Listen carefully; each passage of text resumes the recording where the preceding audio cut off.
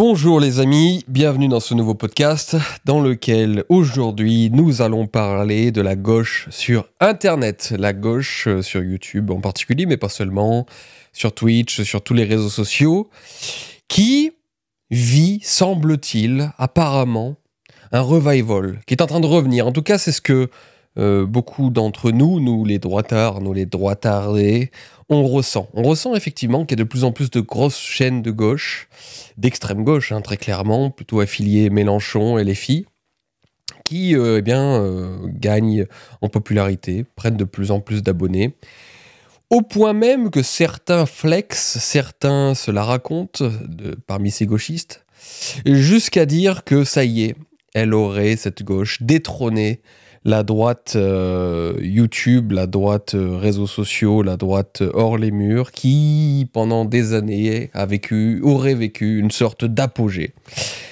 Est-ce vrai? Je ne suis pas sûr.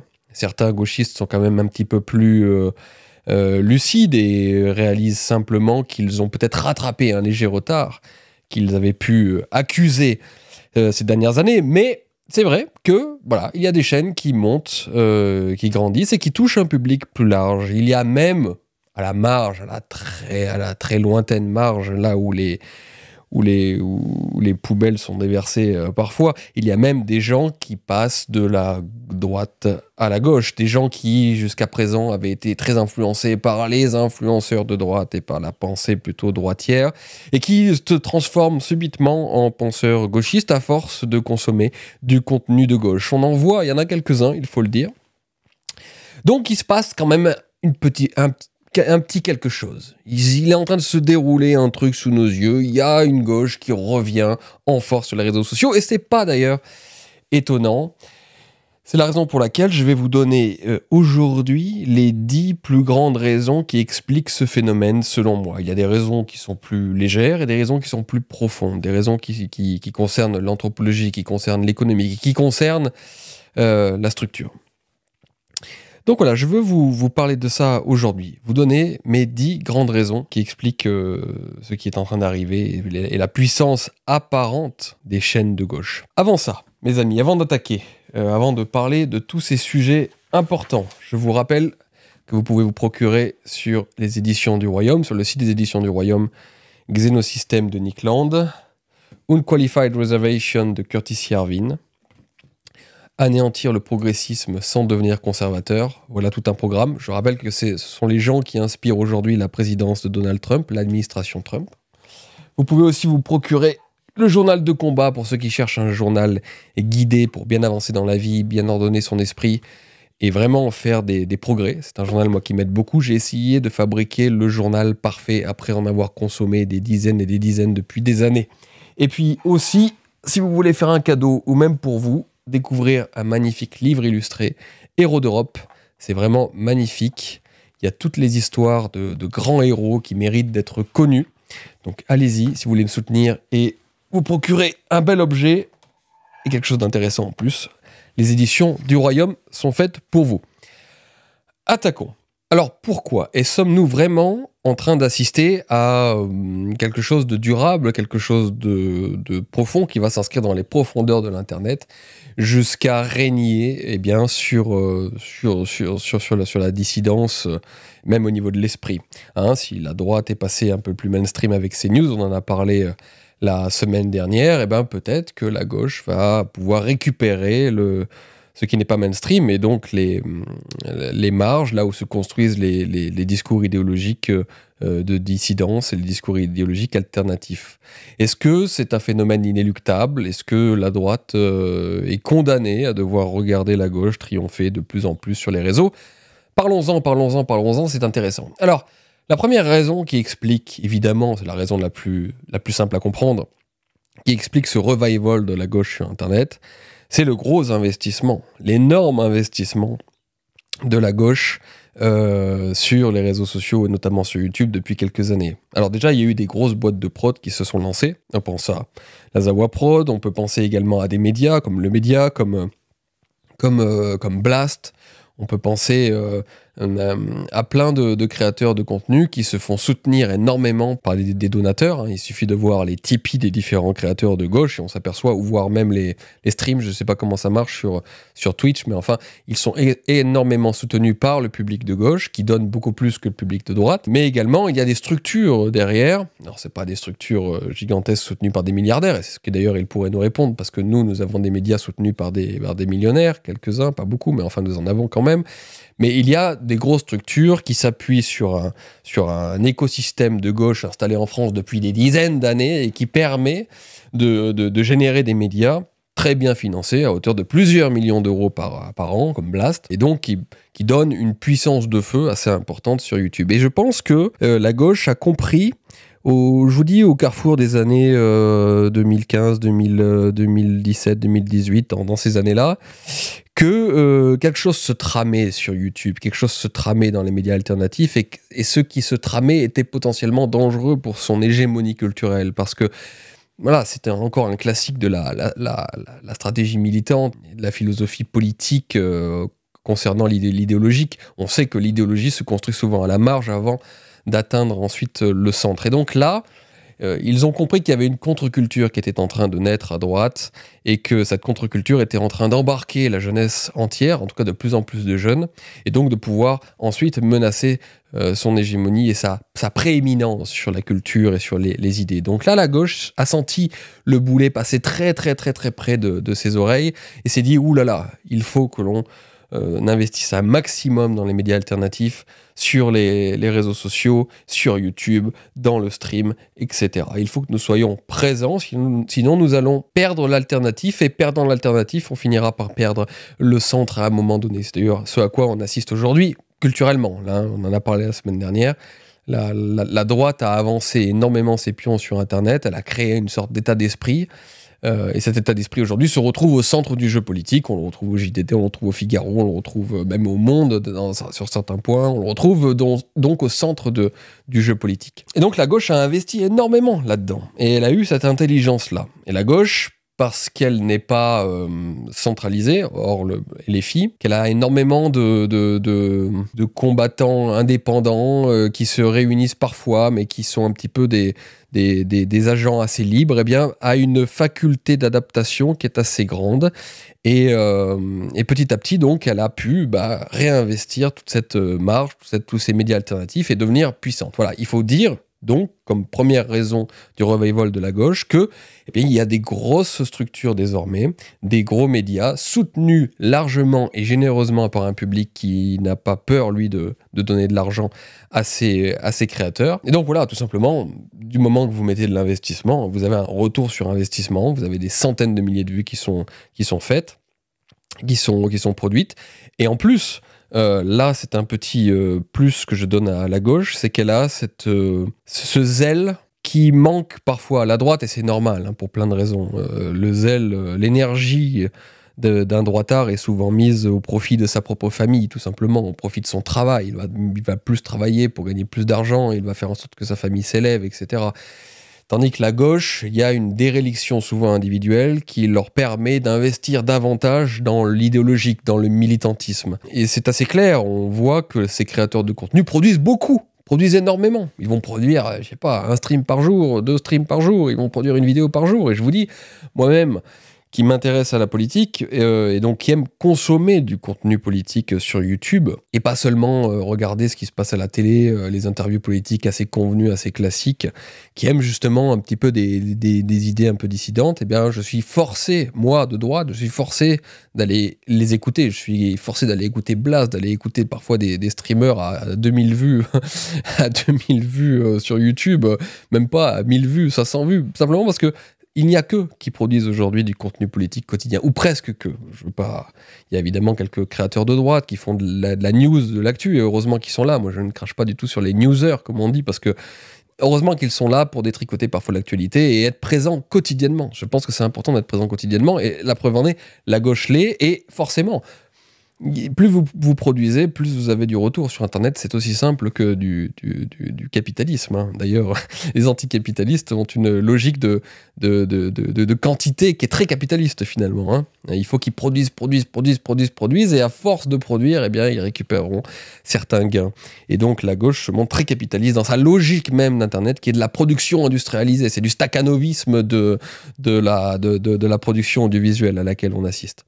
Mais bon, voilà, force est de constater que ça marche. Et là, c'est quelque chose qu'on peut se reprocher à titre personnel. Je me reproche personnellement de ne pas assez produire. Là, j'essaye de revenir de plus en plus. J'essaierai d'augmenter encore mon rythme de production. Mais c'est vrai que nous, à droite, on fait autre chose en général. On s'intéresse plus à sa famille, à ses amis, au groupe, et on n'a pas envie de se jeter corps et âme dans le militantisme. On fait ça quelques années, comme quand j'étais au Front National. Mais après, en grandissant, on prend de la bouteille, et puis on a une famille, tout simplement. La plupart des gauchistes qu'on voit sur Internet n'ont pas de famille, hein. Voilà, c'est aussi ça. Donc, il y a plein de petites choses qui font que, leur présence quotidienne, pluriquotidienne, plus des investissements, plus un soutien du public, fait que, eh bien, ils arrivent avec une armée importante. Et cette armée n'est plus à mépriser. Parce qu'au départ, soyons honnêtes, moi je les ai vus venir, tous ces petits streamers, même les Dany Heraz, même ceux qui sont censés être les plus gros aujourd'hui. Il y a quelques années, on les regardait avec un mépris confondant. Je les regardais avec un mépris, mais je rigolais. Ils se mettaient sur YouTube et ça dépassait pas 10 000 vues.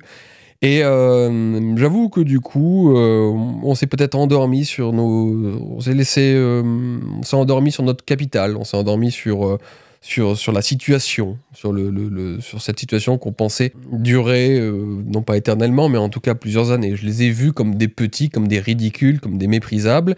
Et effectivement, j'ai omis le fait que même des petits, des méprisables, s'ils produisent 2 fois par jour des vidéos, petit à petit, ils gagnent en abonnés, ils gagnent en vues, et donc ils touchent un public et finissent par convaincre des gens.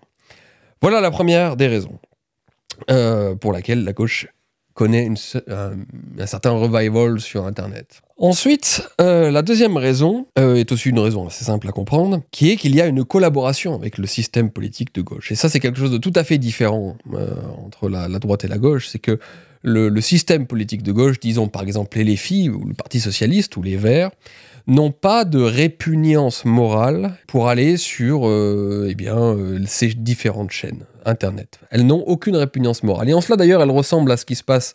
Elles fonctionnent un petit peu comme aux États-Unis, puisqu'aux États-Unis, on le sait, notamment on l'a vu à la dernière campagne présidentielle, le gros des médias qui a vraiment touché le public américain a été les médias podcasts sur Internet. C'est-à-dire que les médias traditionnels, les chaînes de télé, etc., sont passés derrière toutes les chaînes de podcasts qui existent sur le YouTube américain.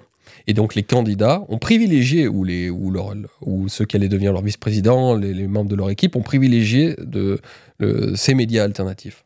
À droite, évidemment, on le sait, c'est pas du tout le cas. Vous ne verrez jamais Marine Le Pen participer à un podcast d'un créateur, d'un youtubeur, parce que nous on les appelle les youtubeurs, c'est-à-dire des gens qui sont un peu ridicules, vous voyez. Vous verrez pas Bardella non plus. Peut-être Marion pourrait... passerait-elle dans mon podcast? Tiens, je peux lui envoyer un message pour lui demander, mais peut-être pas. Elle se dirait que c'est pas très sérieux d'être sur YouTube, etc. Et tandis qu'aux États-Unis, évidemment, non, il n'y a pas aucun problème.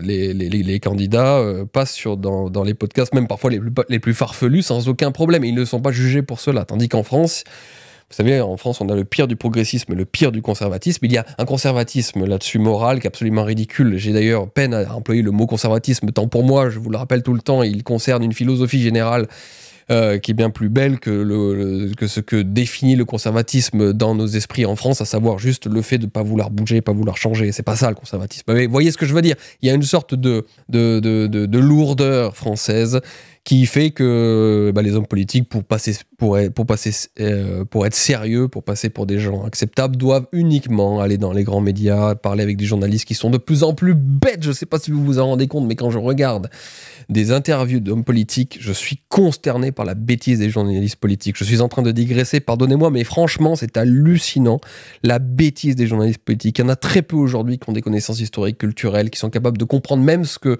leur disent les hommes politiques en face. En tout cas quand ils ont un petit peu de niveau. Là, c'est un petit point que je donne à Zemmour. J'ai vu une interview de Zemmour il n'y a pas très longtemps, mais il parle d'histoire, il va parler de certaines choses intéressantes. Les journalistes politiques en face ne comprennent rien.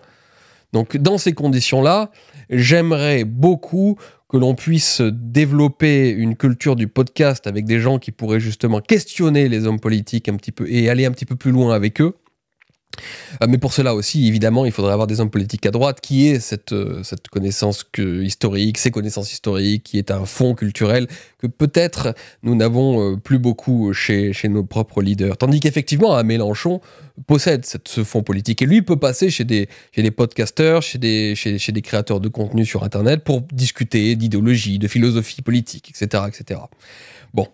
Je ferme cette parenthèse tout simplement pour dire qu'il y a une collaboration active entre les institutions de gauche, notamment les partis politiques, et justement ces créateurs de contenu. Et eux se moquent que ces créateurs de contenu aient pu faire des dérapages, aient pu aller trop loin, aient pu raconter n'importe quoi, aient pu être totalement loufoques certaines fois. Ils s'en foutent, ils passent et personne ne le reproche. Alors évidemment, pour dédouaner un petit peu la droite, il faut dire que il y a une condamnation morale qui n'est pas la même. Si Marine Le Pen passe dans mon podcast demain, il y aura sans doute des médias qui rappelleront peut-être des dérapages que j'ai pu effectuer, quoique je vois pas, mais vous voyez ce que je veux dire.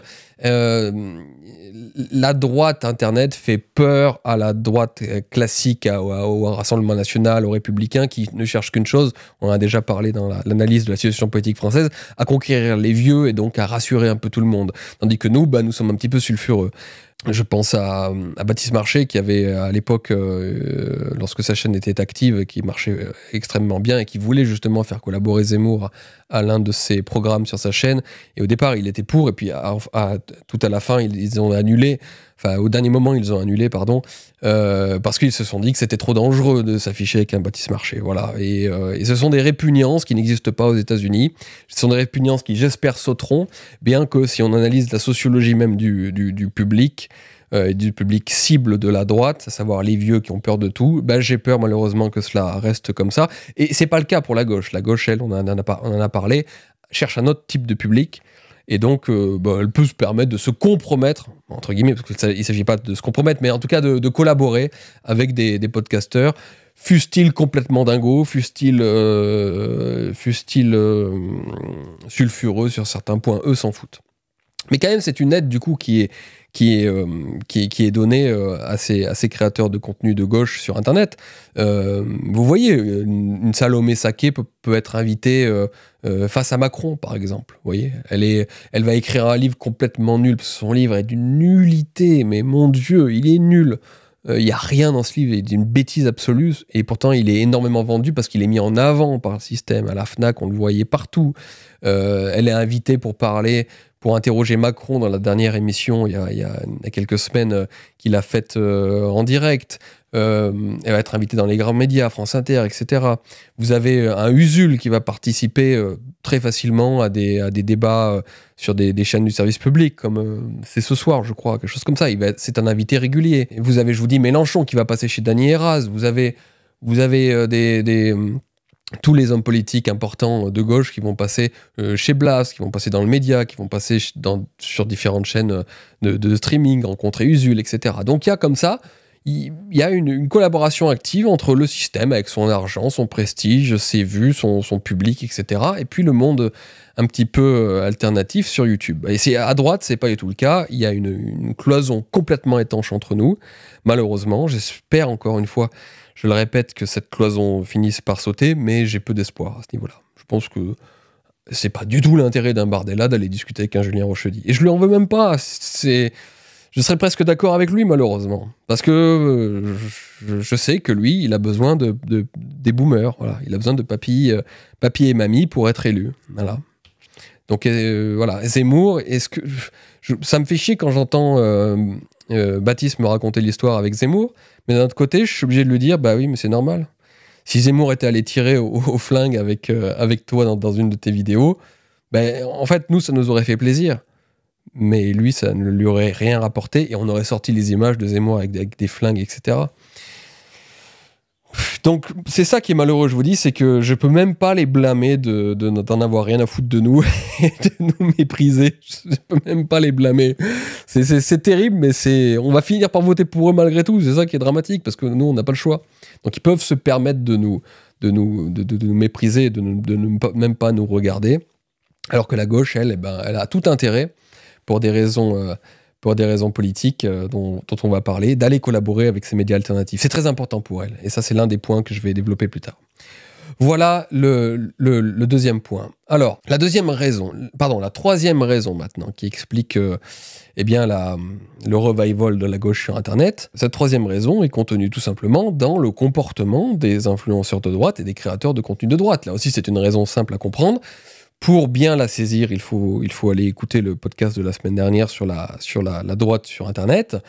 À propos de la droite sur Internet, évidemment, quand la droite sur Internet dévie, bifurque, décide de ne plus se préoccuper de politique pour se reconvertir soit dans le divertissement, soit dans le développement personnel, soit surtout dans le business, soit les trois en même temps, et développe un message cynique, clairement cynique et amer, d'un rejet de la politique française. De toute manière, vous l'entendez partout, ça change rien, qu'on ait un tel ou un tel, ça ne changera rien, le RN c'est nul, Zemmour c'est nul, tout est nul, aucun homme politique ne peut rien changer, il faut attendre que tout s'écroule, etc. Quand vous avez ce discours fataliste et que vous le développez chaque jour auprès de votre public, évidemment, ceux qui ont encore envie de s'intéresser à la politique, ceux qui ont encore envie de s'intéresser à la vie de la cité, ceux qui ont encore envie de mettre les mains un peu dans le cambouis, de militer éventuellement, vont chez les hommes de gauche qui, eux, disent qu'il est possible de changer les choses, disent que le changement est possible. Ils font miroiter leur public avec cela. Ils disent que la révolution est possible. Alors même s'ils sont irréalistes, n'empêche que c'est plus entraînant, je suis désolé, d'aller écouter un type qui vous explique que si Mélenchon est au pouvoir, que s'il y a une situation révolutionnaire qui se crée dans la rue, etc., on peut changer les choses vraiment et aller vers le mieux. C'est toute la religiosité de gauche, les lendemains qui chantent, et ils sont encore là-dedans. Il suffirait de changer le système productif, le système économique, le système de redistribution, les valeurs du patriarcat, etc., pour que d'un coup tout aille bien, tout soit dans l'égalité parfaite, les gens aillent mieux, etc., etc. Donc il y a une promesse dans la gauche, et cette promesse n'existe plus à droite, ou en tout cas elle est beaucoup moins développé, beaucoup moins exprimé par les créateurs de droite qui, je vous dis, se contentent pour la plupart d'entre eux de dire que si l'on doit se sauver, c'est à titre individuel. Donc face à la stratégie des rats qui tendent le navire qui a été décidée par la droite sur Internet, à savoir le navire est en train de couler, chaque rat doit trouver un petit bout de bois pour s'en sortir, vous avez une stratégie du clapier, une stratégie du terrier, une stratégie des lapins en face qui dit non, on va pour s'en sortir, on va tous se mettre ensemble et je vais vous en parler après, on va tous se mettre ensemble et à mort les riches, à mort les puissants, à mort les beaux, à mort les forts, et avec un ressentiment total, on finira par créer une société bien meilleure. Bon, je vais développer ça après parce que c'est un point important. Mais voilà, pour comprendre le truc, tout simplement, il y a un discours cynique, amer venant de la plupart des créateurs de contenu de droite aujourd'hui. Voilà, c'est comme ça. C'est même pas une critique, bien que je pourrais rappeler que le terme idiot vient du grec idiotesse, je crois, qui qualifiait des gens qui ne s'intéressaient pas à la politique, qui ne s'intéressaient pas à la vie de la cité. Ça vient de là. Un idiot, c'est quelqu'un qui fondamentalement ne s'intéresse pas à la vie de la cité, qui ne s'intéresse pas à la politique. Alors, pour dédouaner les créateurs de droite, évidemment, ils continuent de s'intéresser à la vie de la cité. Ils continuent de créer, de parler de politique et d'actualité, heureusement. Donc, c'est pas vrai. Ils ne sont pas des idiots au sens qu'ils se désintéressent totalement de la politique.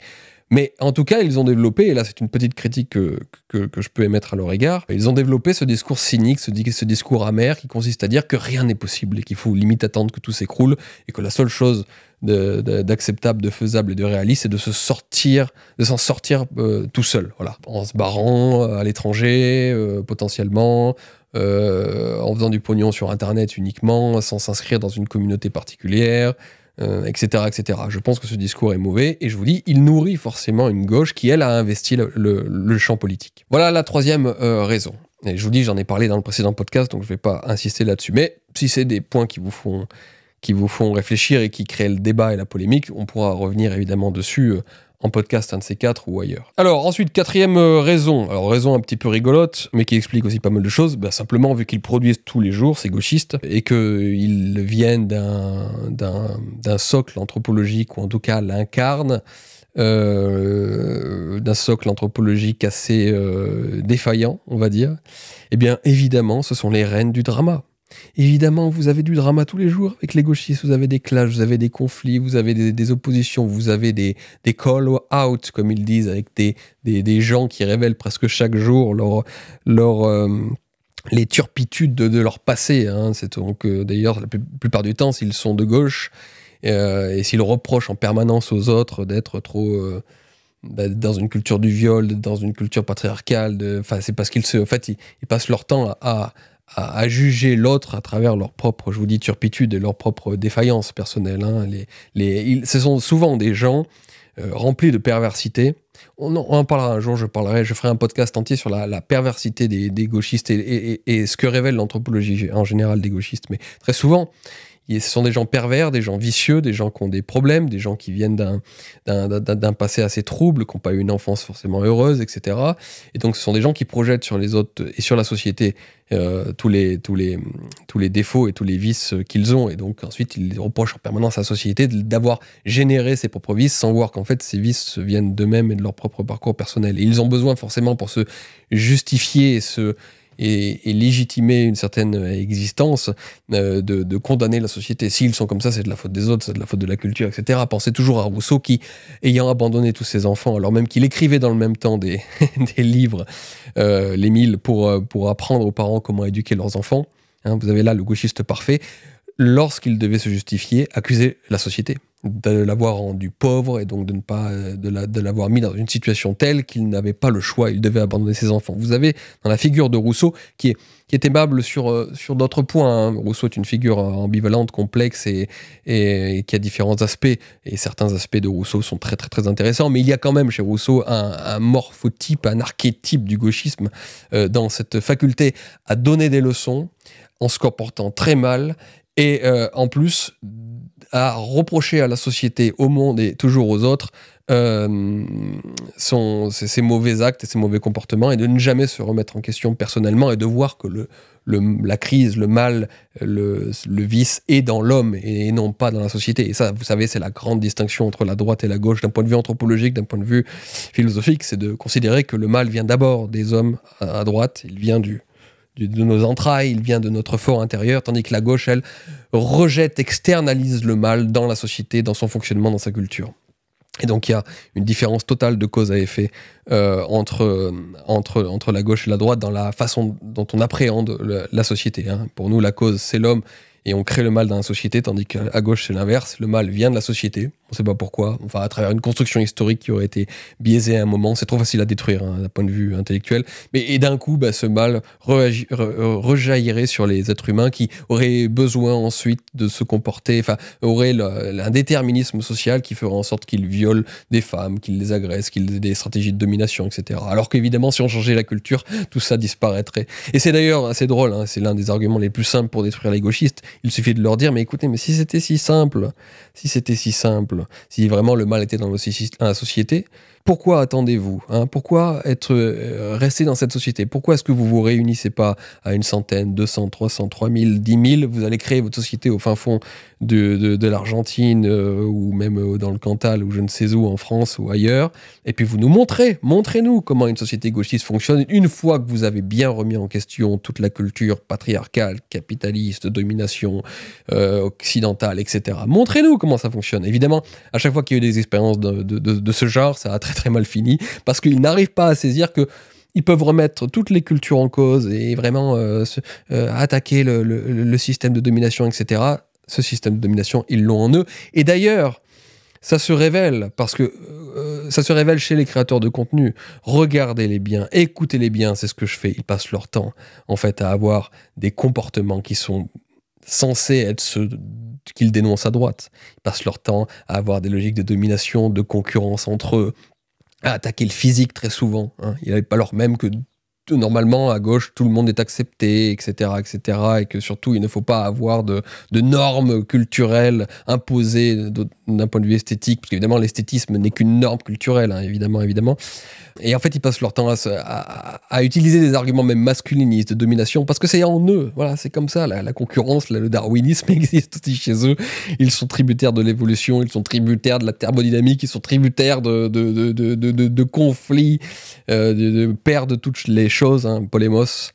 Héraclite, ben voilà, donc ils sont tributaires de tout ça, mais eux pensent que c'est la société. Mais moi, je vous le dis, si vous voulez détruire les gauchistes, je vous le dis, les gauchistes qui allez écouter cette vidéo, fondez votre propre société. Allez-y, c'est facile, il y en a totalement la possibilité aujourd'hui. Hein. Je veux dire, partez à 100 et montrez-nous ce que serait une société égalitariste, débarrassée des rapports de domination entre les hommes et les femmes, débarrassée de la volonté de profit, débarrassée du fétichisme de la marchandise, débarrassée des logiques capitalistes. Montrez-nous quelques années, hein.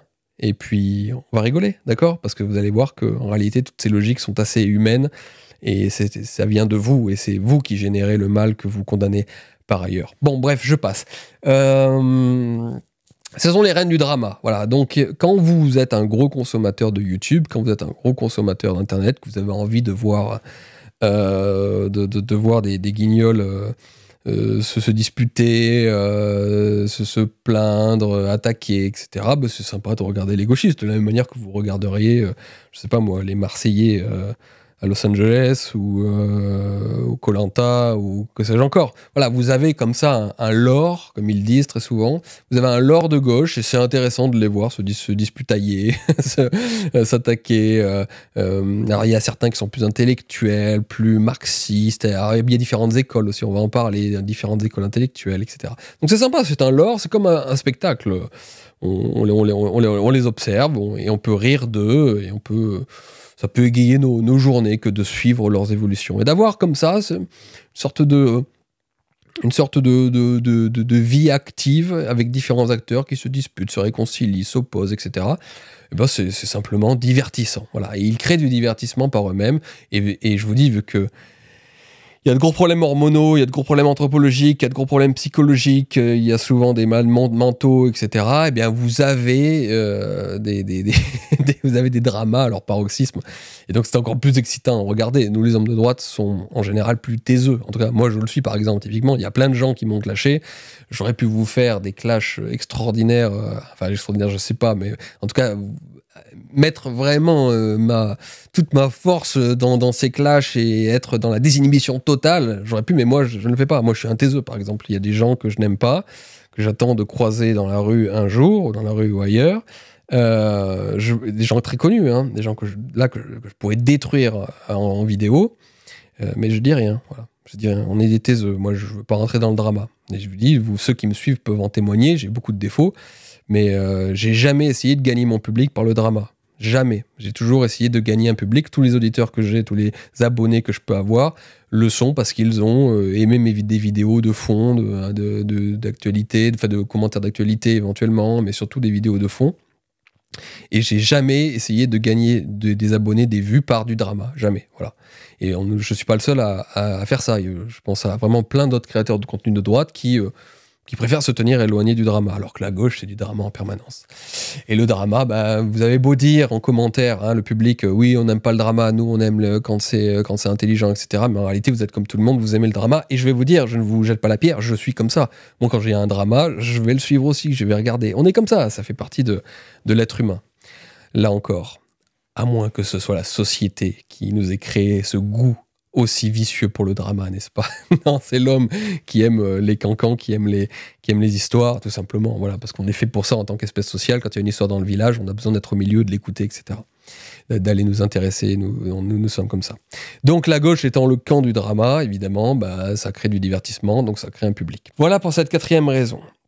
Ensuite, la 5e raison, alors très importante, là on entre dans des choses un petit peu plus profondes. Je vous ai expliqué dans la vidéo, à mon avis, dans le podcast, pardon, la vidéo podcast, c'est il y a quelques semaines sur sur la situation de la France, sur la façon dont on peut comprendre la situation française à travers la structure et non pas à travers les acteurs, avec une logique moins intentionnaliste et plus fonctionnaliste. Hein. Ce ne sont pas il n'y a pas des quelques individus derrière les Macron, derrière les Mélenchon, derrière les Marine Le Pen, derrière les Bardella qui dirigent tout et qui sont comme des marionnettistes. Non, il y a des structures économiques, anthropologiques, sociologiques qui induisent ensuite une certaine politique. Malheureusement, ce serait beaucoup plus simple d'avoir des méchants et des gentils. C'est plus compliqué, c'est plus chiant à analyser quand il y a des structures complexes qui viennent de loin en plus, très souvent. Et dans cet ordre d'idées, j'ai expliqué à la fin, concernant la stratégie de LFI, qu'étant dans une politique des inconvénients, ce que j'ai appelé la politique des inconvénients totale, LFI a besoin de certains électeurs qui ont malheureusement des contradictions économiques, qui n'ont pas les mêmes intérêts économiques, tout simplement. Et donc, pour outrepasser ces intérêts économiques discordants, eh bien, LFI a besoin de diviser la société sur des sujets culturels, sur des sujets sociétaux. Et c'est pour ça qu'il est très important pour LFI, donc pour l'extrême gauche, d'appuyer un maximum sur l'islamo-gauchisme. C'est pas quelque chose de malheureux, c'est pas une stratégie annexe pour LFI, c'est quelque chose de fondamental. C'est un métathème, comme ce que j'ai appelé un métathème, qui permet de réunir des gens dont les intérêts économiques sont totalement divergents. Et j'ai expliqué ça, notamment la dernière fois dans ce podcast, j'ai expliqué ça pour Bardella, pour le RN, pour Marine, pour la droite, qui effectivement a le même problème, bien qu'il soit moins fort, moins cuisant, puisqu'il doit essayer de concilier les intérêts économiques des personnes âgées qui font les élections, et puis une grosse partie des actifs, des travailleurs, qui font aussi quand même une grosse partie du public déjà du Rassemblement national, qui est un peu le socle électoral du Rassemblement national. Et pourtant, ce sont deux intérêts économiques qui ne se recoupent pas. Et donc le RN et la droite a besoin de développer au maximum un métathème qui peut rassembler ces deux groupes sociologiques, qui est le thème de l'insécurité et de l'immigration. Parce que ces deux groupes sont touchés pareil, ou en tout cas presque pareil, en tout cas de plus en plus pareil, par l'immigration et l'insécurité. Donc c'est un thème qui peut rassembler deux groupes qui en réalité n'ont pas les mêmes intérêts économiques. Mais la gauche, elle, doit avoir conservé les fonctionnaires, doit avoir les inactifs, doit avoir une partie des actifs, doit toucher un petit peu les vieux quand même, parce que je vous dis, on ne peut pas être élu sans eux, doit également avoir les personnes d'origine immigrée, tout en se ménageant une partie des inactifs et des actifs blancs. Donc que des gens qui ont des intérêts économiques qui sont plutôt divergents. Et c'est pour ça qu'il faut appuyer un maximum sur des stratégies annexes, sur des stratégies parallèles, qui sont des stratégies culturelles.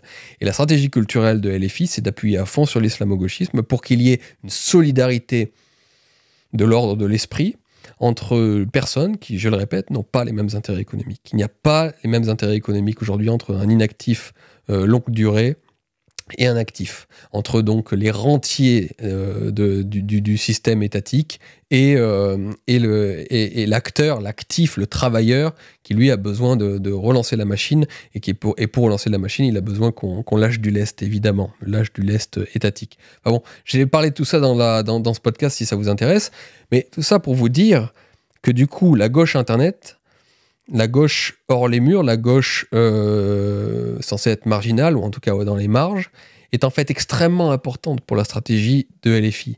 Parce que c'est cette gauche-là qui constitue les troupes d'assaut de ce combat culturel et idéologique qui, in fine, est nécessaire à la stratégie électorale de LFI. Tandis qu'à droite, c'est totalement l'inverse.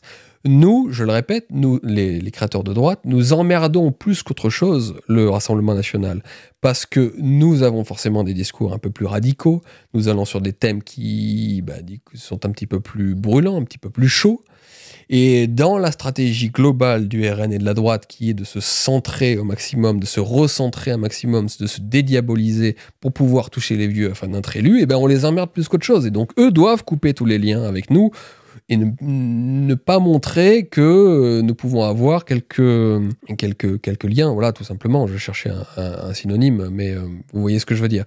Il faut, nous, en tant qu'extrémistes, entre guillemets, nous ne sommes pas des extrémistes, mais en tant que radicaux et allant sur des thèmes, sur des terrains allant là où ils ne peuvent pas aller, nous les embêtons. Tandis que la gauche, c'est l'inverse. La gauche a besoin de ces troupes d'assaut, de ces troupes qui vont au front culturel et idéologique de la pensée politique française, pour ensuite développer plus largement électoralement cette stratégie à titre politique et donc pouvoir faire en sorte que LFI un jour soit élu.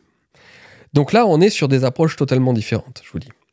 Et c'est pour ça que cette force politique puissante qu'offre donc cette stratégie à la marge des créateurs de contenu de gauche est un vent dans les voiles assez important. Et ça, c'est quand même quelque chose de très important à comprendre. La gauche a besoin des marges pour renforcer le centre, tandis que la droite aujourd'hui a besoin de se couper des marges que nous représentons pour augmenter son centre. Et ça, c'est deux approches totalement différentes. Et c'est très très important à comprendre cela. Ensuite, sixième raison pour laquelle la gauche connaît un revival sur Internet, est en train de revenir et peut-être en train de gagner sur Internet. Bon, c'est pas le cas, mais enfin, elle est en train de prendre de la force, de la puissance. Je vous en ai déjà un petit peu parlé. Il y a tout simplement une stratégie du terrier, la stratégie du clapier, du clapier de lapin, hein, la stratégie du tous ensemble, on va s'en sortir, qui, face à une stratégie purement individualiste, se développe presque à raison, devrais-je dire, parce qu'on ne peut pas dire à un être humain qui, encore une fois, est un représentant d'une espèce sociale extrêmement élaborée, on ne peut pas lui dire simplement que son salut, son avenir, ne se joue qu'à l'échelle individuelle. On ne peut pas lui dire ça. Il y a forcément des gens, et ces gens constituent très souvent une majorité, qui se ressentent comme des perdants. Comme des perdants dans le monde économique, des perdants dans le monde esthétique, des perdants dans le monde sexuel, des perdants dans le monde culturel, des perdants dans tous les mondes, dans tous les mondes et dans toutes les compétitions possibles sur Terre. Il y a des gens, du coup, qui refusent la compétition parce qu'ils sentent qu'ils n'ont pas les moyens de l'affronter et de réussir dans celle-ci. Il y a plein de gens qui ne peuvent pas devenir des chefs d'entreprise et gagner 10 000 € par mois. Et d'ailleurs, il est faux de dire ça. La plupart des gens, là où il faut donner un bon point à la gauche, c'est lorsqu'elle dit effectivement que le seul discours capitaliste, individualiste, qui consiste à dire que il faut tous devenir des entrepreneurs et nous allons tous gagner de l'argent, est faux. Il y a forcément des gens qui ne réussiront pas, et ces gens constitueront la majorité. Donc on ne peut pas n'avoir qu'un discours individualiste, encore une fois. On ne peut pas dire à tous les gens, voilà, vous allez tous gagner de l'argent, c'est pas vrai. Il y a des gens qui ne gagneront forcément pas beaucoup d'argent, et il y a des gens qui n'ont pas la force, l'envie, et c'est tout à fait louable même parfois, de se lancer dans cette compétition acharnée économique. Il y a des gens qui se sentent moches, qui se sentent pas beaux, qui pensent qu'ils ne réussiront pas, même en allant se tuer à la salle de sport, à avoir un physique acceptable. Il y a des gens qui se sentent, depuis la naissance, presque ontologiquement, des perdants. Et ces gens-là, là nous sommes chez Nietzsche, hein, évidemment, vont nourrir un ressentiment contre les forts, contre les beaux, contre les gagnants, contre les riches, contre les gens qui réussissent, contre les gens même, ne serait-ce qui n'ont que la volonté d'entreprendre, qui n'ont que la volonté de s'améliorer et de se renforcer. Quand vous vous sentez perdant et que vous voyez à côté de vous quelqu'un qui, même s'il n'est pas riche, même s'il n'est pas beau, même s'il n'est pas fort, même s'il n'a pas de puissance, eh bien, à la volonté, lui, de s'en sortir, vous nourrissez un ressentiment très souvent à son égard. Vous vous dites, mais pourquoi lui a cette volonté? Elle est ridicule, elle est méprisable, cette volonté. Et donc, quand vous écoutez ensuite des gens qui viennent vous dire que cette volonté, précisément, est méprisable et que vous êtes très bien dans votre clapier, dans votre terrier, avec les autres lapins, et que tous ensemble, on a beau être moche, on a beau être faible, on a beau être médiocre, on a beau n'avoir pas beaucoup d'argent et ne pas en vouloir justement beaucoup parce qu'on n'est pas capable d'en avoir, quand vous entendez un discours qui vous dit « Venez comme vous êtes, quel que soit votre physique, quel que soit votre argent, votre compte en banque, etc. Venez et tous ensemble dans le clapier, dans le terrier, eh bien nous allons tous nous frotter et nous allons communier ensemble dans la haine du riche, du beau, du fort, du puissant et surtout encore plus de celui qui aimerait le devenir. » Parce que vouloir devenir puissant dans une société capitaliste, dominatrice, patriarcale, etc., c'est être le mal. Et donc la gauche dit une chose à tous ces gens, c'est « on vous accepte comme vous êtes, avec tous vos défauts. La seule chose que l'on réclame, c'est une morale, c'est la moraline gauchiste. » Et donc la gauche est une consolatrice d'une certaine façon, tandis que la droite est une force exigeante. Nous, à droite, on ne dit pas venez comme vous êtes. On dit qu'on va vous transformer. On dit qu'il faut se transformer. Il faut toujours s'améliorer. Et il y a des gens qui n'ont pas envie d'entendre ce discours-là. Et malheureusement, je crois, qu'il y en a de plus en plus parce que la société est aussi bouchée pour plein de raisons économiques et matérielles.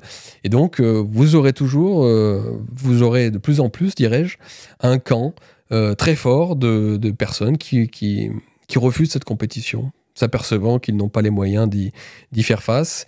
Et donc forcément, le discours tenu par la gauche du « venez comme vous êtes », quelle que soit votre forme, quelle que soit votre morphologie, quelles que soient vos vices, vos perversités, et même d'ailleurs, plus vous en avez, mieux vous serez reçu à gauche, nous le savons, quelles que soient vos perversités, vos vices, vos turpitudes, venez, on vous demande juste une fausse morale gauchiste qui est la morale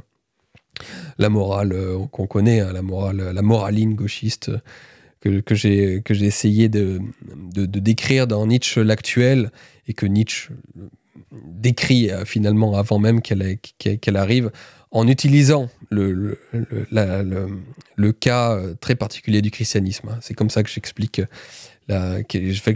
l'appréhension du christianisme par Nietzsche dans Nietzsche l'actuel. Si ça vous intéresse, allez le lire.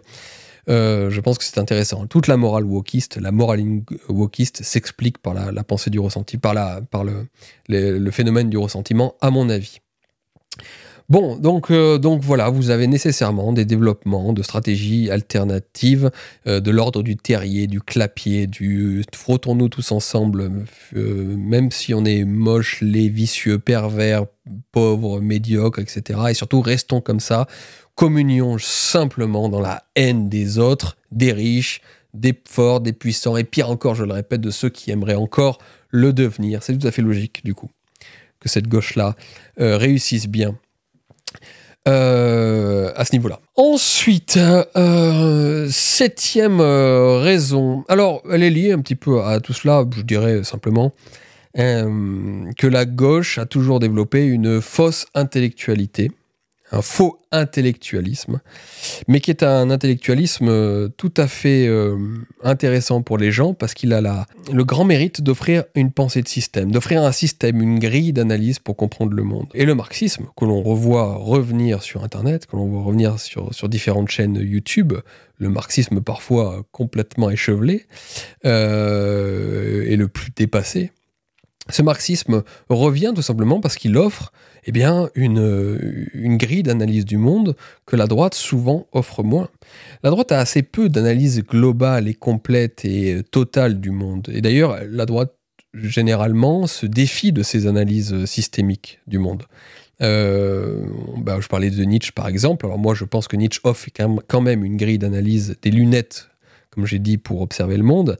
À plusieurs reprises, j'ai comparé la philosophie nietzschéenne à des nouvelles lunettes que l'on pouvait obtenir pour comprendre les relations entre les individus. Vous avez le darwinisme social, qui peut un peu être le darwinisme, la pensée de l'évolution, qui peut être une pensée totalisante pour comprendre les relations entre les hommes, les mécanismes et les phénomènes sociaux, etc. Mais on l'emploie relativement peu, le darwinisme social à mauvaise presse. Et puis vous avez le christianisme, bien sûr, qui est une vision du monde également.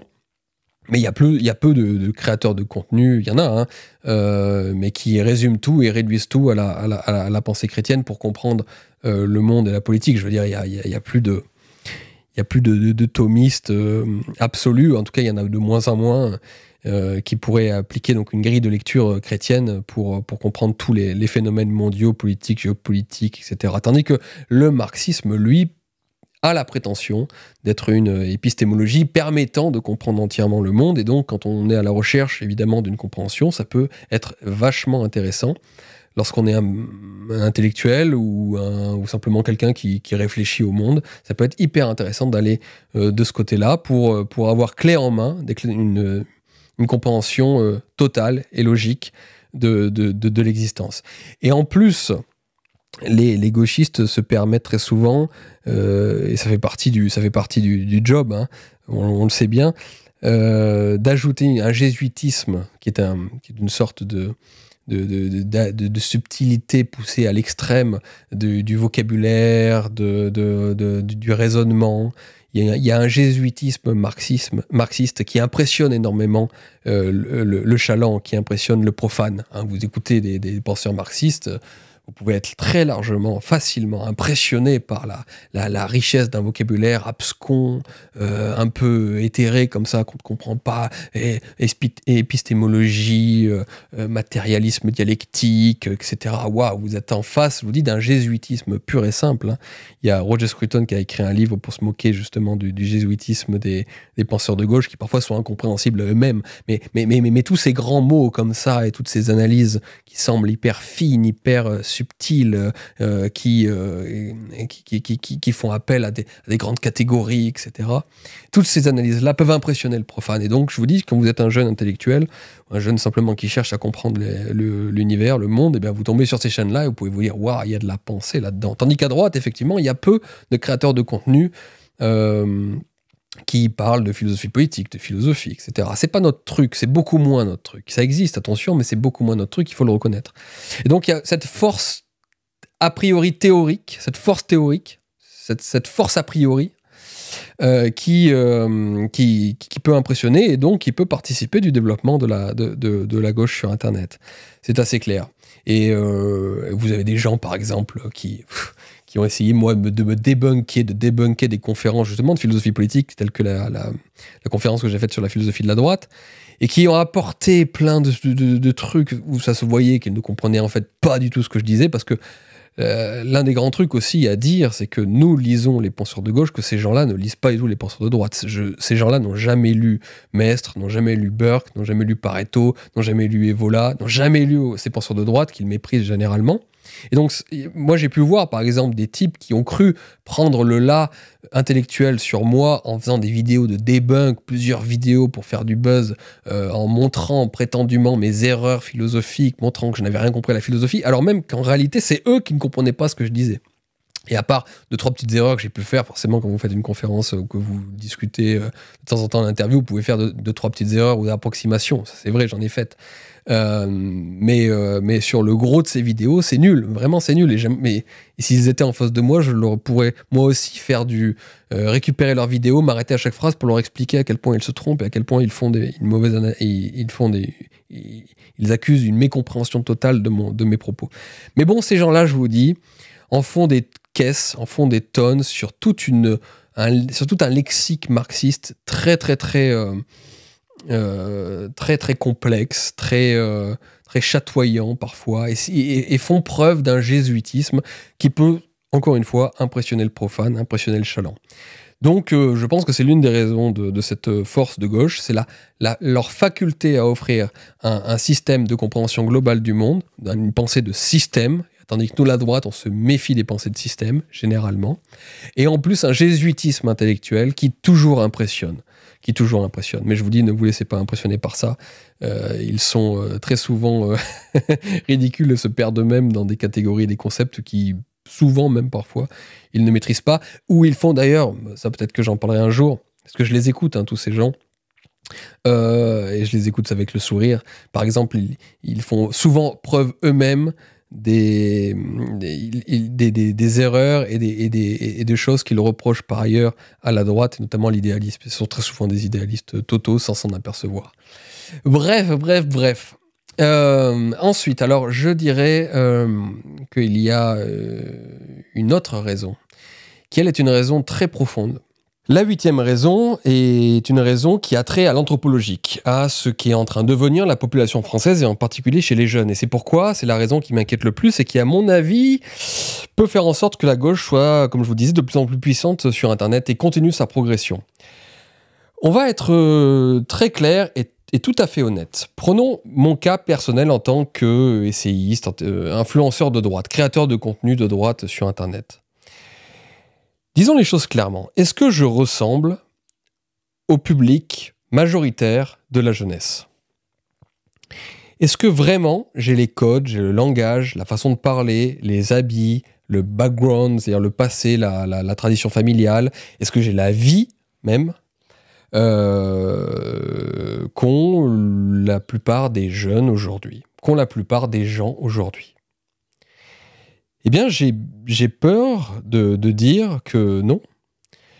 Moi, je viens d'une famille traditionnelle, d'une famille, disons, classique, pas besoin de mettre le traditionnel là-dedans, disons simplement les choses simplement. Je viens d'une famille classique, avec un père qui était un vrai père, une mère qui était une vraie mère, donc deux pôles masculins, féminins très bien distingués, et qui fonctionnaient très bien ensemble. Je viens d'un monde d'une éducation classique et traditionnelle, là je dois le dire, c'est-à-dire d'une école catholique, avec des professeurs. Moi j'ai connu les bonnes sœurs qui nous tapaient sur les doigts, je veux dire, j'ai vraiment connu ça. Je l'ai déjà raconté à maintes reprises, mais je connaissais mieux l'histoire de France en CE1 que des gens qui sont à la fac aujourd'hui. On nous apprenait les rois de France, on nous apprenait l'histoire avec des frises chronologiques et non pas par thème comme aujourd'hui. Je viens d'un monde où j'ai vécu ma jeunesse en forêt. Papacito en parle beaucoup de ça, de cette jeunesse années 90 qui se bastonnait, qui sortait, qui vivait vraiment. Moi, j'ai connu ça toute ma vie. Je veux dire, si je vous raconte toutes les conneries que j'ai fait dans ma jeunesse, nous n'étions pas sur notre téléphone, nous, hein, nous n'étions pas totalement matrixés et détruits cognitivement par les réseaux sociaux, etc. Moi, j'ai passé toute ma jeunesse dans la forêt, à faire l'imbécile ou en ville, mais à faire des conneries comme... un jour, il faudrait que je fasse un podcast entier pour vous expliquer. Mais du coup, je connaissais la vie. Je rentrais, j'étais toujours plein de cicatrices, des raflures, etc.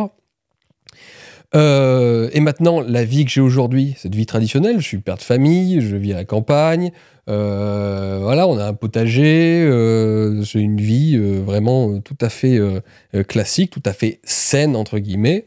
Il m'arrive d'aller à la messe, je vais pas tous les dimanches, je vais être sincère, mais j'y vais le plus souvent possible.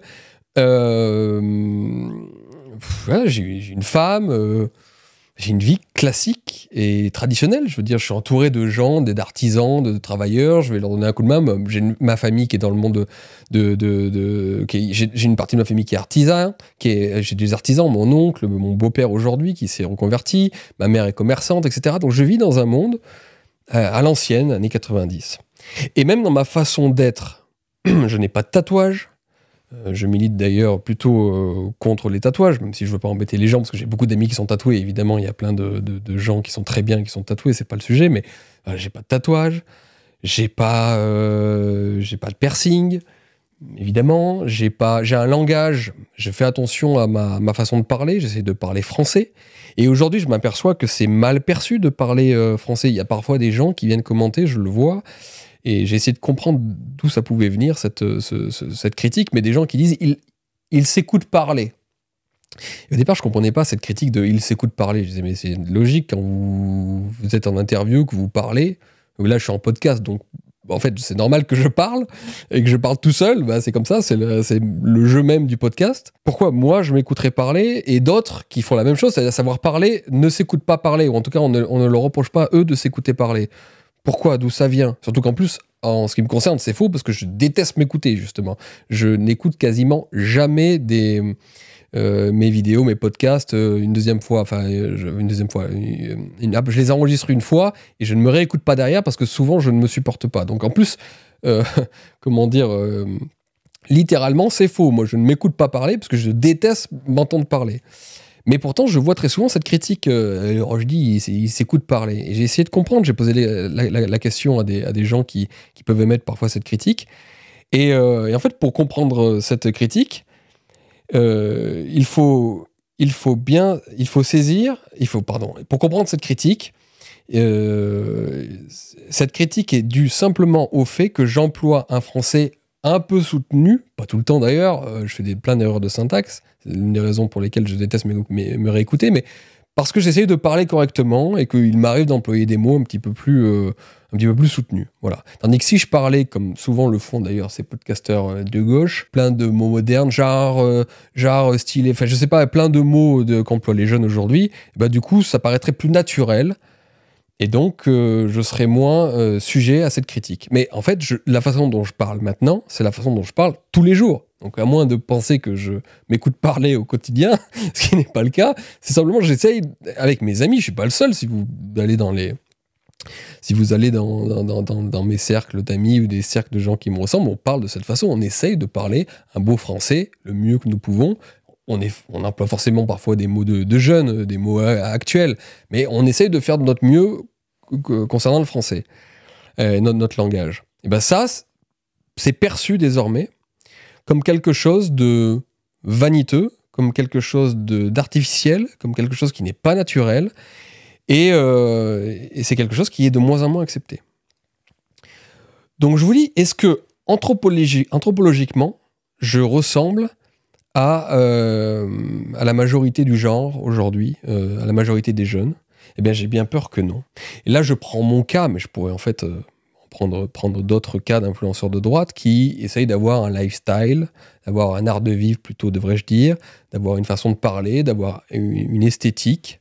Je porte des chemises, voilà, je suis pas habillé. Je dis, esthétiquement, j'ai pas de tatouage, je porte encore des chaussures en cuir, moi, tout le temps. Dès que je vais à l'extérieur, je porte des chaussures en cuir. Je ne me mets que très rarement en basket ou en chaussures souples, vous voyez. Enfin bon, disons les choses qui sont assez dures à entendre pour moi, c'est que je suis peut-être dépassé.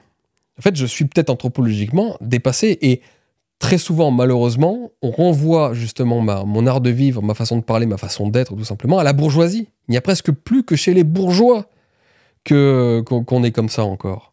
Il n'y a presque plus que chez les gens, dans une certaine bourgeoisie française qui se réduit à sa portion congrue désormais, mais en tout cas qui existe encore.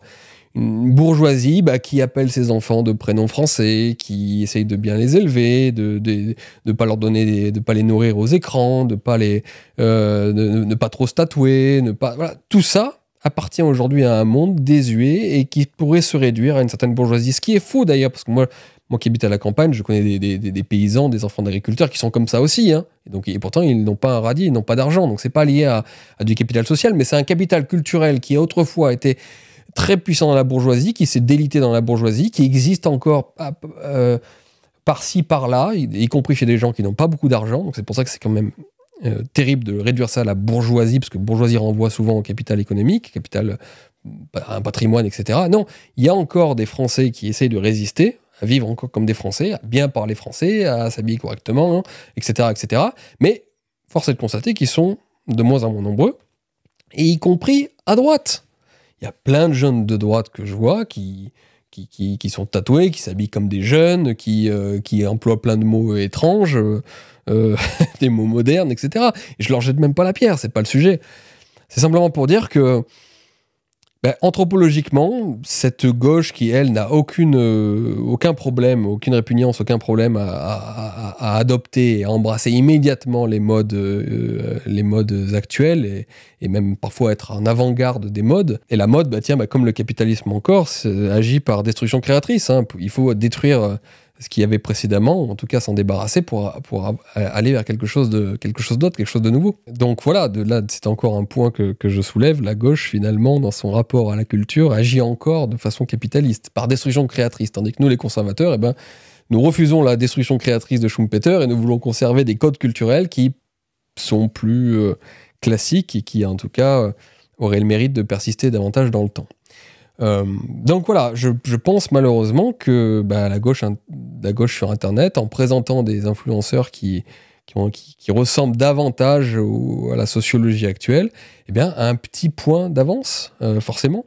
Parce que nous allons dire aux jeunes, ça aussi c'est quelque chose de très très important à préciser d'un point de vue anthropologique. Par rapport au malheur justement que ressentent les gens aujourd'hui, parce que tous ces gens que j'ai décrits là, tous ces jeunes, ressentent un certain malheur, ils vivent dans le nihilisme actuel, et ils sont souvent dans le désespoir, pour se mettre sous médoc, etc.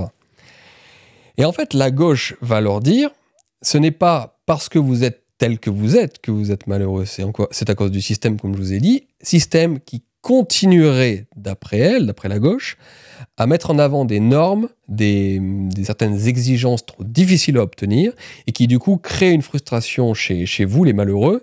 Et c'est pour ça qu'il faut se débarrasser de toutes ces normes, de tous ces critères esthétiques, moraux, éthiques, pour faire en sorte que vous soyez heureux en tant que tel que vous êtes. Tandis que la droite, elle arrive et dit, non, si vous êtes malheureux, c'est précisément parce que vous ne vivez pas de façon classique et traditionnelle. Mais pour des gens qui n'ont jamais vécu comme ça, pour des gens qui ne viennent plus de famille comme telle, eh ben c'est compliqué à concevoir. Il y a des gens qui ont vécu dans des familles traditionnelles, qui se sont perdus un petit peu à gauche, mais qui se rappellent comme un souvenir d'enfance agréable que, effectivement, dans un mode de vie plus classique, dans des schémas plus traditionnels, eh ben, il y avait un ordre, une certaine sérénité qui était plus défendue, plus protégée d'une certaine façon. Et donc, ils peuvent revenir à leur mode de vie d'enfance. Et on a beaucoup de gens de droite comme ça, de gens qui étaient à gauche, mais qui reviennent à droite parce qu'ils ont connu une enfance de droite, entre guillemets, à savoir classique. Mais aujourd'hui, devant la déliquescence totale de la société française, avec des familles qui n'en sont plus, on pourrait faire tout un podcast là-dessus, et je le ferai un jour. Eh bien, les gens ne connaissent plus rien au classique, plus rien au traditionnel. Donc quand on leur parle de ça, et qu'on leur dit en plus, vous êtes malheureux, vous n'êtes pas bien, parce que vous n'avez pas ça, justement, ben, ça fait référence à rien pour ces gens. Ce sont des mots, c'est vide, c'est vague. Et c'est là le problème, si vous voulez, moins il y a de classique, moins il y a de traditionnel, ben, moins il y en a par la suite. C'est un effet boule de neige, c'est un cercle vicieux dans lequel nous entrons.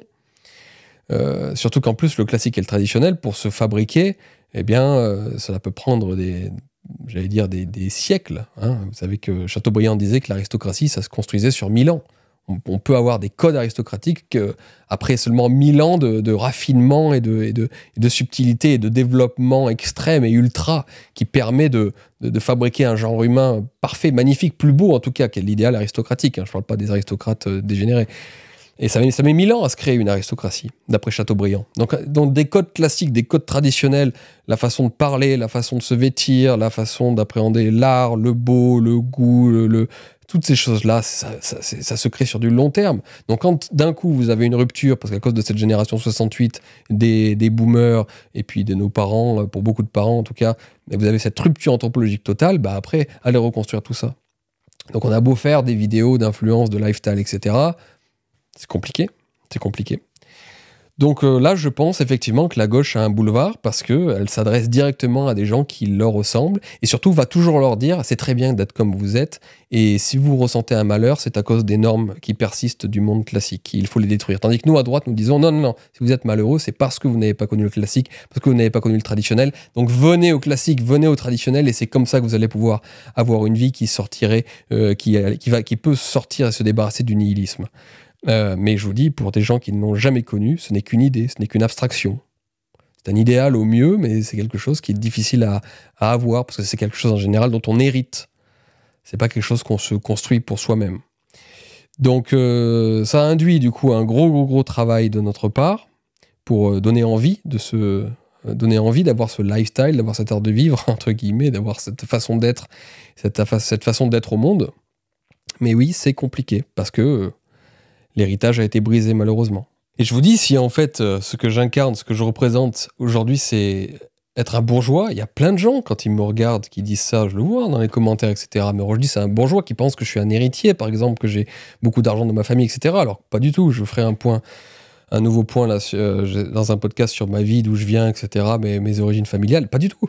Mais si j'incarne ça, moi et les autres, hein, si on incarne des petits bourgeois en chemise, maniérés avec leur façon de parler, etc., et qu'on ne colle plus en rien on ne colle plus à la population générale, globale, majoritaire, ça va être compliqué. Alors évidemment, il y aura plein de jeunes et tout qui auront envie de me ressembler, qui diront « Ah bah, il est trop stylé, Julien !» Je ne dis pas ça par vanité, je dis parce que je reçois ce genre de message. Ah, il a une super vie et tout. Donc il y a quand même, on peut créer un idéal qui donne envie. C'est important.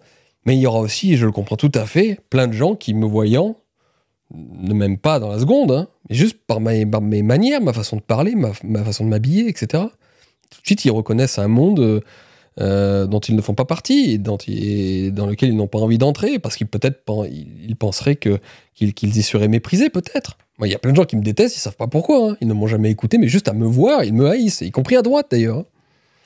Parce que sociologiquement, anthropologiquement, esthétiquement, tout ce que vous voulez, j'incarne quelque chose qui ne leur plaît pas parce qu'ils ne le connaissent pas, pour beaucoup, il peut y avoir plein de raisons, mais surtout parce qu'ils ne connaissent pas ce monde classique, ils ne connaissent pas ce monde traditionnel, et pour eux, cet univers-là renvoie à la bourgeoisie à laquelle ils n'appartiennent pas. Donc voilà, évidemment, si la droite devient le camp des bourgeois ou apparenté, ou qui représente simplement la bourgeoisie, ou qui ressemble à la bourgeoisie, tandis que la gauche, ça devient le peuple, et les Français de base, et voilà, bah, c'est très mauvais. Voilà, parce qu'en réalité, le peuple, il est plutôt de chez nous, en réalité. C'est plutôt la bourgeoisie, les bobos, etc. Donc c'est en plus dramatique que ça soit comme ça. Bon, bref, voilà. Ça, c'est la huitième raison, qui est la raison anthropologique. Et j'en arrive à la 9e raison, donc à nouveau une raison structurelle, qui est aussi extrêmement inquiétante. Vous voyez, j'ai gardé les pires raisons de la puissance de la gauche possible, enfin actuelle et possible pour demain sur Internet, qui est de la raison économique. Et là, il faut dire les choses, il faut être à nouveau honnête et regarder le monde en face et voir clair voir clair dans ce qui est, comme il est dit dans Le Rouge et le Noir de Stendhal. Essayez d'y voir clair. Nous sommes en France, dans une société, comme je l'ai dit dans le podcast sur la situation de la France, une société de rentiers, une économie de la rente, et une économie dans laquelle il va y avoir énormément d'héritiers. Une économie, puisqu'il va y avoir, vous savez, une grande bascule avec la disparition progressiste des boomers, qui vont transmettre d'un coup à leurs héritiers des capitaux comme on n'a jamais vu dans l'histoire. Je crois qu'il y aura plus de 10 000 milliards d'euros en patrimoine immobilier, en produits financiers, etc., qui vont être transmis d'un coup à des Français, à leurs héritiers. Ce qui veut dire qu'en fait, une énorme partie de la richesse en France sera dans les mains d'héritiers.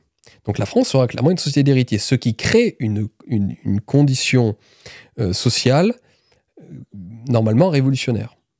Parce qu'une fois que vous aurez tous les vieux qui auront disparu, les boomers qui auront disparu, d'un coup, ça se rééquilibrera démographiquement.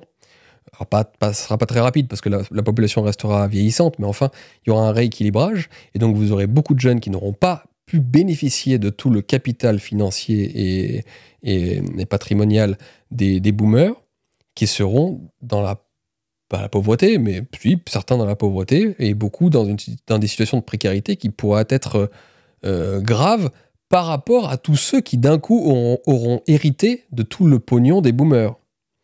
Et donc vous aurez une société très inégale. Par exemple, disons les choses aussi clairement, les populations d'origine immigrée, qui vont être très nombreuses à l'avenir de plus en plus, et vous savez pourquoi, sont des populations qui, elles, ne vont pas avoir d'héritage. Parce qu'évidemment, leurs grands-parents, c'était des ouvriers ou des chômeurs, donc c'était pas des gens qui ont pu avoir un grand capital, tandis que vous allez avoir une partie des Français blancs, des Français de souche, qui vont d'un coup hériter de beaucoup de biens de leurs grands-parents boomers, de leurs parents boomers. Et donc là, vous allez avoir une société inégale, très très forte, inégalitaire, très très forte, et qui n'est même pas saine. Je veux dire, à droite, on peut aussi dénoncer les inégalités sociales. Il y a quand même une grande tradition de la doctrine sociale de l'Église à la pensée réactionnaire du 19e siècle. Il y a le gaullisme aussi social, etc. Il y a une tradition, le fascisme, n'en parlons même pas. Je ne l'évoquerai pas ici, mais vous voyez ce que je veux dire. Il y a une tradition sociale, y compris à droite, contrairement à ce qu'on imagine.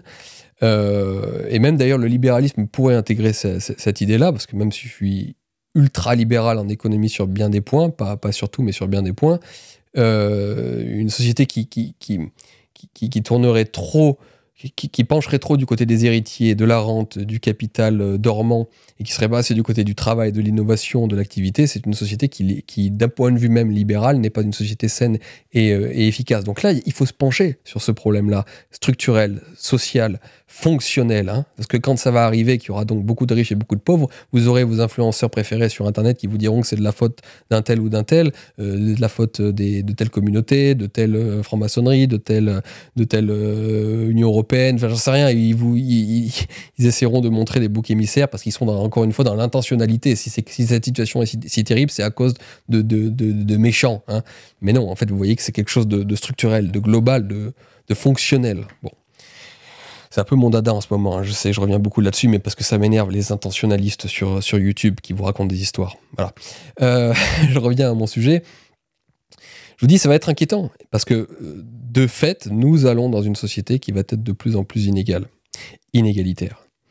Et là, si la droite ne développe pas un discours et une politique, si la droite se contente d'être du côté des héritiers et des vieux qui possèdent le capital et la rente, ça veut dire qu'on va forcément laisser le monde de la marge, c'est-à-dire l'Internet, là où se construisent les discours alternatifs, nous allons forcément les laisser à la gauche. Il faudra être clair là-dessus. Nous serons du côté des bourgeois, de CNews, du Figaro, du JDD. Nous serons du côté des vieux, des héritiers. Et puis, la droite Internet n'aura aucune raison d'être, n'aura aucune raison d'existence. Et nous disparaîtrons ou nous virevoterons simplement parce qu'en fait, un discours de défense des privilèges et de la bourgeoisie et du capital, c'est pas un discours idéologique intéressant. Et ça ne peut pas intéresser les jeunes, en tout cas. Donc voilà, la droite sera réduite à CNews et au Figaro, et la gauche aura la jeunesse, aura le discours révolutionnaire, aura le conflit, aura l'idéologique, parce qu'elle se retrouvera parfaitement bien, sera totalement dans son bain lorsqu'il s'agira de dénoncer les inégalités structurelles d'une société, les inégalités notamment économiques, qui vont arriver, je vous dis, ils vont arriver puissance 1000, telles qu'on ne les a sans doute jamais vues. En tout cas, il faudra remonter à très longtemps pour revoir des inégalités pareilles, au moins au 19e siècle. Donc ça dit quelque chose. Et je vous dis, j'ai beau être un droitardé qui ne réfléchit pas avec des subtilités de gauchiste, eh bien, le droitardé que je suis s'inquiète beaucoup de ce monde inégalitaire qui arrive en France, en particulier. Et parce que je sais, entre autres, que cette situation inégalitaire va nourrir la gauche. Voilà. Et qu'un LFI puissance 1000 pourrait naître d'ici 10, 20, 30 ans. Et là, il s'agira pour nous on n'aura plus que nos yeux pour pleurer et il faudra partir. Donc ce serait dommage. C'est pour ça que la droite doit quand même avoir un discours social et réfléchir sur cette question. Et je pense que la clé, je l'ai déjà dit un petit peu dans le podcast sur la situation de la France, la clé, c'est de réinvestir le travail, l'activité et de sortir de l'économie de la rente. Voilà les grandes raisons qui expliquent la puissance de la gauche sur Internet. Une dernière rapide, il faut aussi remettre les choses dans leur contexte. En réalité, la gauche n'avait jamais vraiment disparu d'Internet. Le revival dont on parle, le retour de la gauche, le retour en puissance et en beauté de la gauche sur Internet, est aussi un effet d'optique. Simplement, elle était présente avant et la droite est arrivée sur Internet et a fait beaucoup de vues d'un coup. Et donc, on a eu l'impression de les avoir éclipsés, de les avoir sortis du jeu, alors qu'en fait, elle était toujours là. C'est juste qu'on a été tellement puissants que oui, on leur a fait de l'ombre. Mais du moment qu'on a pris un peu de pause, que les influenceurs de droite ont un petit peu bifurqué ou ont arrêté, on voit la gauche simplement sortir du bois et être ce qu'elle est. En fait, elle a toujours été là. Donc là, ça nous permet de relativiser un petit peu. Voilà les 10 raisons sur les 10 choses dont je voulais vous parler sur la gauche. Comment les terrasser ? Bon, je vais faire vite parce que là, le podcast s'éternise. Comment les terrasser ? Ça pourrait être l'objet d'un podcast. Il y a des choses à faire. Vous devinez déjà, je l'ai déjà un petit peu dit en creux, ne pas être seulement dans le discours individualiste, refaire un discours politique réaliste et radical, aller sur les marges, donner l'envie d'un lifestyle, d'un art de vivre de droite classique, très important. Donc on a besoin d'influenceurs. Et puis affronter les problèmes réels de la société et ne surtout pas s'enfermer même si c'est une situation confortable, ne surtout pas s'enfermer dans la défense des privilèges, de l'héritage et de l'économie de la rente. Ce serait extrêmement terrible pour la société déjà, et puis pour le camp de la droite d'une manière plus spécifique. Voilà, j'ai beaucoup parlé aujourd'hui. Je vous dis à la semaine prochaine pour des nouveautés qui arrivent, des choses intéressantes. À bientôt.